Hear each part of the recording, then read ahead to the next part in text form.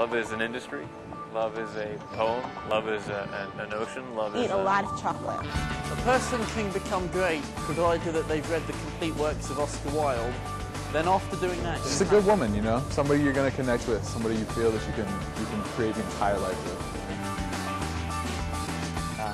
Prepare for death. I like to think that God created us because I don't know why God created us. I don't know. Somebody invented football. It's probably like one guy that invented football. Look how great that is. That changed the world. Whenever I go to the ocean and I see the water and it doesn't end, I realize it makes me feel the whole world is actually connected. Hell, wow.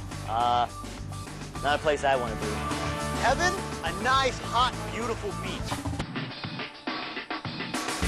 Enjoyment, we want satisfaction. I'm afraid of spiders. Deep, dark waters. A killer or monster is living underneath my bed. I'm afraid of being murdered, I'm afraid of being burgled, I'm afraid of being shouted at. You can't get everything you want.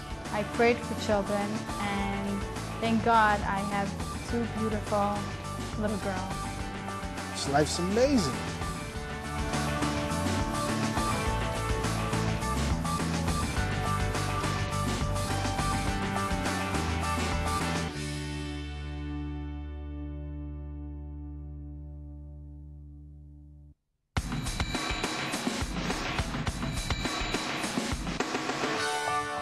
What do you tell people who don't know anything about Judaism? What is an introduction to Judaism?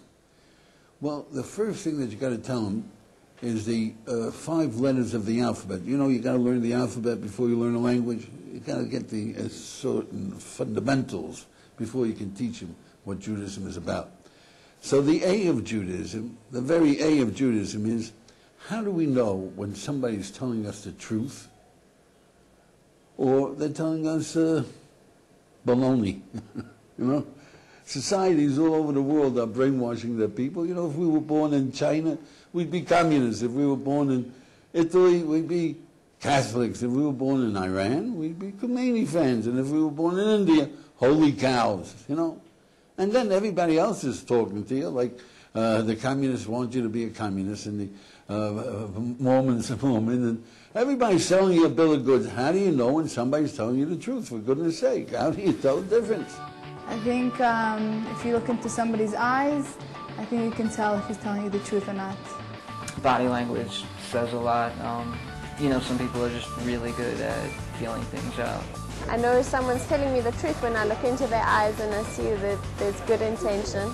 And I use my logic to work out if it's true. I learned that people are not always what they seem. You don't always know that when someone's telling you the truth. There are a lot of really good liars in the world. Well, they've tried like lie detector tests, but they apparently don't 100% work. How do you know someone is telling the truth? You just have to trust them and hope that they really are telling you the truth. You know, track record of that person telling you something. If it's a person that you trust, just using his track record, you know that it's true. You know, if he's never let you down before, why should he let you down now? You know someone's telling you the truth is if they're a person of truthful manner, a person you respect, and they seem to have no reason to not want to tell you the truth. Everybody's selling you a bill of goods. How do you know when somebody's telling you the truth, for goodness sake? How do you tell the difference? So this is so fundamental that we teach it to our children before they're 3 years old. How do you teach children before they're 3 years old? Well, the only way you can teach, you can't talk a philosophical discussion with a 3-year-old. But what you do is you tell them a story. And that story, you hope, will put a building block into their mentality that they'll be using the rest of their lives. Now, you know stories that are told to children from the Western world, the Western consciousness story. So I'm sure all of you have heard of Little Red Riding Hood. Little Red Riding Hood is a story that if you ask somebody, did you have, of course they heard of it. Otherwise, you ask them, where were you born? If somebody doesn't know Little Red Riding Hood, so you say, where were you born? He was born in Russia. Oh, so you say, well, it's a story of a little girl and with her grandmother and a wolf, and then he recognized it, but everybody's heard it. So we, the Jewish people, we had stories that were called Jewish consciousness stories. And one of them goes like this: when we were in our mother's womb, the Almighty sent an angel. And that angel sat with us while we were being formed. And he taught us everything there is to know about creation. And you understand an angel, their reputation is they get the job done. You might be a poor student around here, but in your mother's womb, that angel, he does the job. And you know it letter perfect from A to Z. Then just before you're born, the same angel, he touches you under the nose, ding, and you forget it all. All that work, one touch, and you forget it all.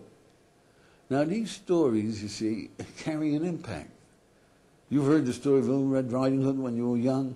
Imagine bringing yourself back when you were 3 years old.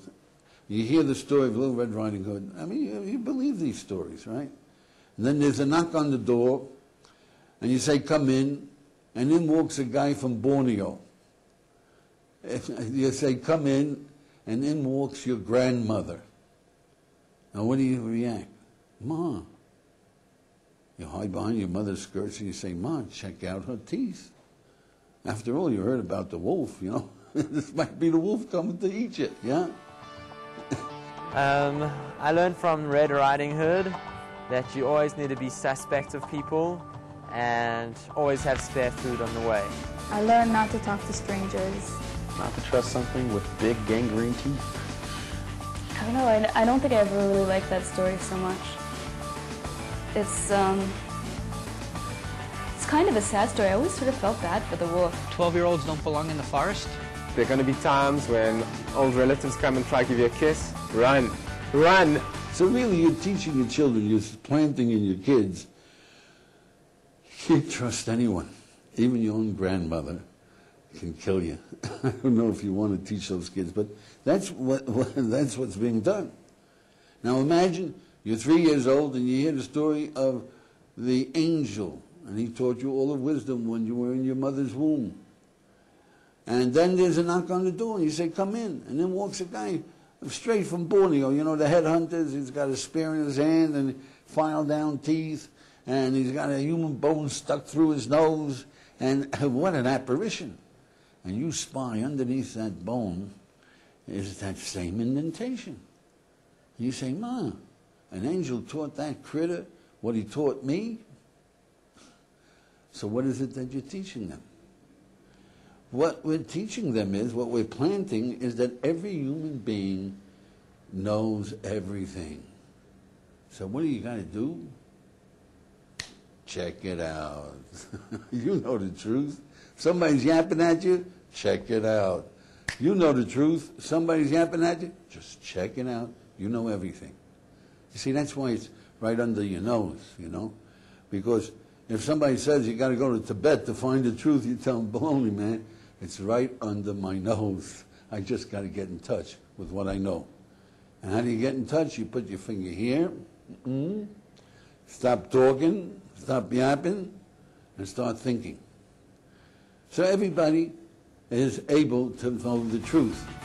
I think you have a gut feeling if something is true, you just feel it. I know that something's true when I feel it sits right with me. I think the only truth can actually be found in death. Once you're dead, I think anything you ever want to know will be answered, whether it's in another spiritual realm or, you know, if there's actually nothing, then there's nothing, and that's the truth right there. How do I know something is true? It's just a feeling you get in the situation, like an intuition. You know, you can feel it right in your gut. I know something's true when it feels good. So how do you check it out? Well, that's something you got to learn, but you check this out whether it checks out. Yeah. So how do you check it out? You get in touch with what you know. Get in touch with what you remember, so to speak. So the first thing you got to check out, did the religions say this? Is this Judaism or is this what somebody's telling you? So what do you know about Judaism? That's the way you check it out. What do you know about Judaism? Well, you've heard the expression, our Father in heaven. You know the expression, our Father? Yeah, expression of Father in heaven. Okay, so now what do you know about being a father? Everybody knows. The angel taught us. So if you had a son 20 years old, and you told your son, son, I want you to take a running jump head first into that wall. And his son says, okay, Dad, off he goes, he runs, and he jumps head first into the wall, and he's unconscious on the floor. How do you feel? What do they do to the poor kid? He's an idiot, yeah? If he turns to you and he says, Dad, that's a wonderful idea, but I don't quite understand how to do it. Would you mind illustrating? You say, boy, that's a smart kid. So we want our children, every human being wants his children to listen to him, but to check it out. And of course to agree, because we're always telling them the truth. But we don't want them to be little Lord Fauntleroys, just be robots. We want them to be independent. Check it out. I like my children to learn from my experience. That's the one side of the DJ deck, and from their own experience. And they're going to mix the tracks. They're going to mix it. I think they should learn a little bit from us, and they should also check it out themselves. I'd like my children to be inquisitive and ask questions, but on certain issues I'd like them to trust me and not make the same mistakes that I did. I'd like them to know what I think, but I think that they should explore some of these things for themselves and learn them, because that's the best way to do it. If I'm going to tell my kids, don't stab yourself in the leg with a knife, it hurts, I don't want them to try it out. Children have to make their own mistakes in life in order to learn by them. All you can be there to do as a parent is to say, I told you so. Children are probably better directed than like informed. That's just to let them find themselves. That's the best way to learn. Kind of point them in the right direction. Some of the things that I've done, I definitely would not want my kids to do. So I would like them to learn some things by themselves, but I definitely make sure they're only doing some and not other things. Okay, so the religion tells us our Father in heaven wants us to be independent, to check it out. Well, how do we know it's true? How do we know that this is the truth? So tell me, every one of us has had an argument. Someone had an argument today, maybe it was last week, maybe the week before, but you remember, if you could remember back when you had an argument. Think back, remember, you're arguing with this guy. Couldn't you swear, when you're having an argument, couldn't you swear that if the other guy would only keep quiet for a little while and listen carefully to what you had to say and think about it for a moment, he'd of course agree with you. Otherwise, what are you arguing about? If you're arguing, you're trying to convince someone. That means you believe if he listens and he checks it out, he'll agree with you. This is universal. Everybody's trying to convince the other guy because they think if they listen, of course they'll agree because they're telling them the truth. So this is something the angel taught all of us. We can check it out and know the truth. It's inborn. So what's the B of Judaism? So the second thing you got to understand about Judaism is, what are we living for? I mean, that's something you should be able to check out.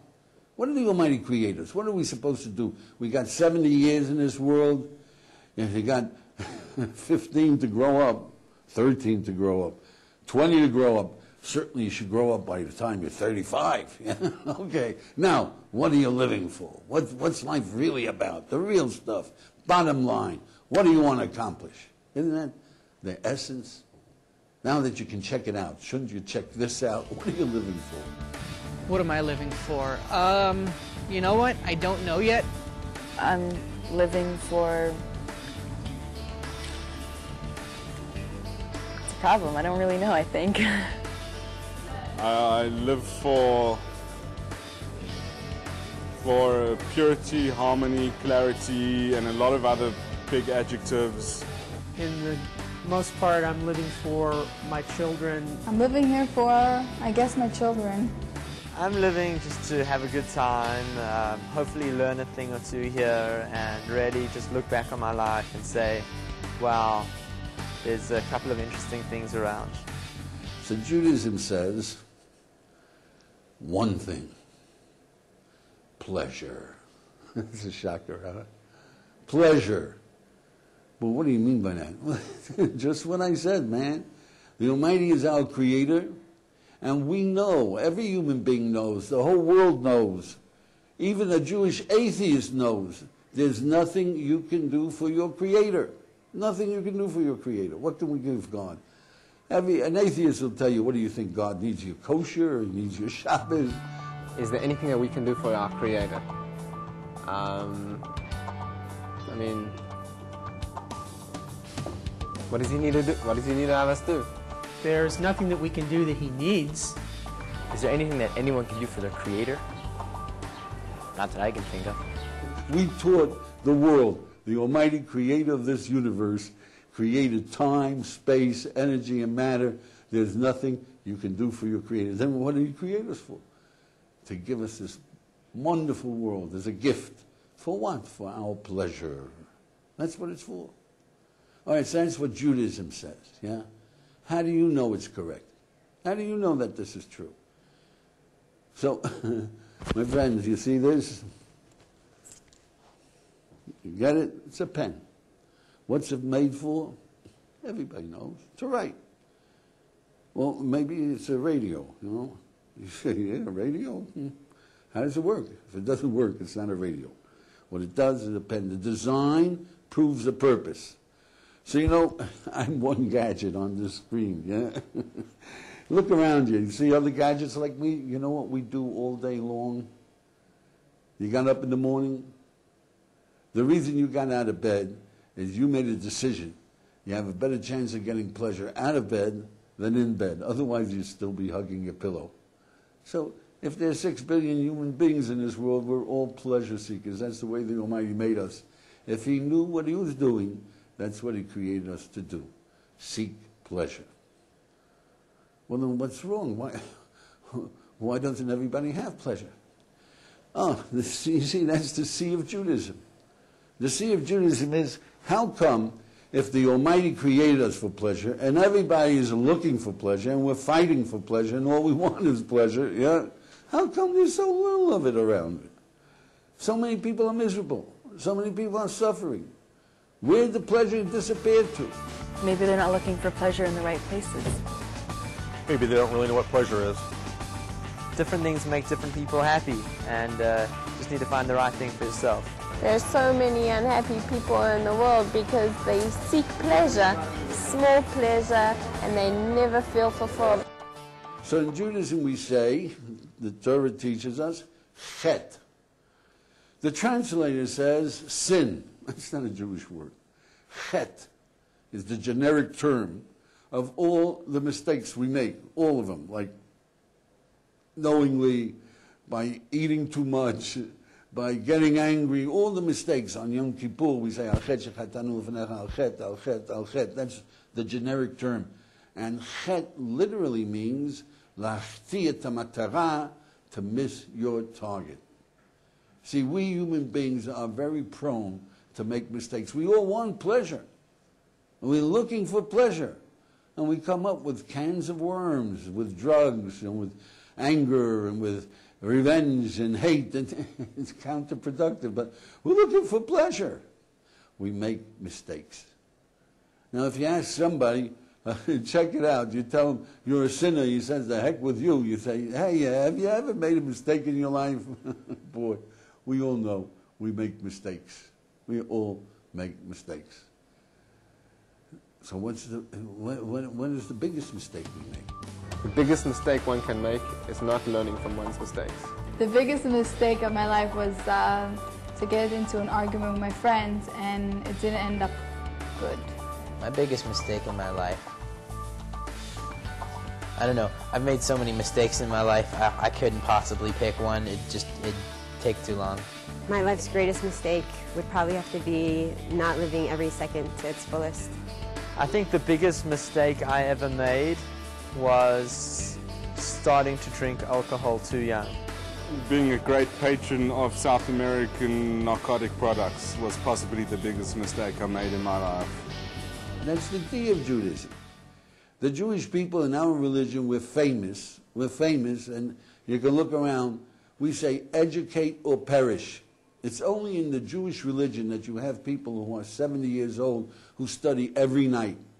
But you have people who are doctors, lawyers, Indian chiefs. Every night they're studying the Torah. What are they looking for? What's your pleasure? The biggest mistake a human being can make is he's going out to get pleasure. He doesn't even know what the heck his pleasure is.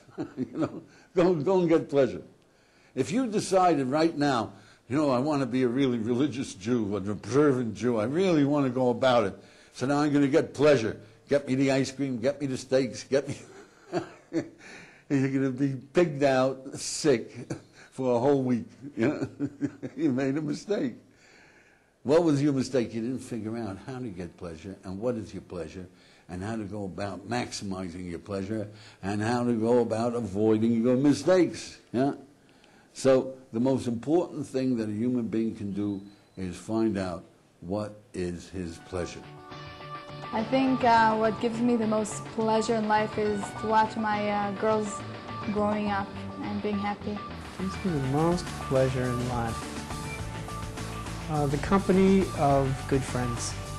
My family gives me the greatest pleasure in life, being with my family and my husband and my friends, and being with people that love me. So going back to that love thing, I think that's a major factor. Loving what I do, loving people who love me back. It's all about love, baby, love.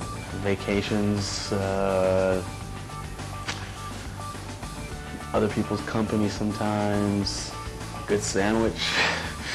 You know, all kinds of stuff, you know. It's got a lot to do with the situation, you know. Making other people happy, but in the sense of if I can help a friend and be able to be there for him, that gives me the most happiness. What's the E of Judaism? The E of Judaism is just the final understanding, you see, that that's all the Almighty came to teach us. You know that you want to teach your children how to avoid mistakes. If they fight with their brothers, you want to tell them, look, you got to love your brother. It'll be much better the rest of your life. Be at peace with your brother. If they don't want to learn how to read and write, you tell them, but in the end, reading and writing will be a pleasure. And we try to teach them, brush your teeth. It's for their pleasure. Everything that we teach them to do and to avoid doing is we're trying to teach them how to get pleasure. If the Almighty gave us a Torah, you know what it is? Literally, Torat Chaim means instructions for living, wisdom, how to get pleasure, but man, heavy pleasure. Not what you think is pleasure. How not to make mistakes, how to maximize what you have, and how to live the best life you possibly can. The Bible is some Greek definition of an ancient Hebrew text. It's a book of ancient traditions. It's a book about people who lived a couple of thousand years ago. The 5 books of Moshe with the oral law, as well as the Kabbalah, Jewish mysticism. But I mean, that's the physical Torah. The Torah is also a spiritual thing. Learning from it, doing things from the Torah. I believe it's definitely God's way of communicating with the world. I think it's a very ancient wisdom that can really enhance and enrich your life. I think that it's a force. It's a force in this world that can be used in a very powerful way, and connecting to it is what a lot of us are trying to do. If you have any questions or any comments, anything at all, we're interested. Please call.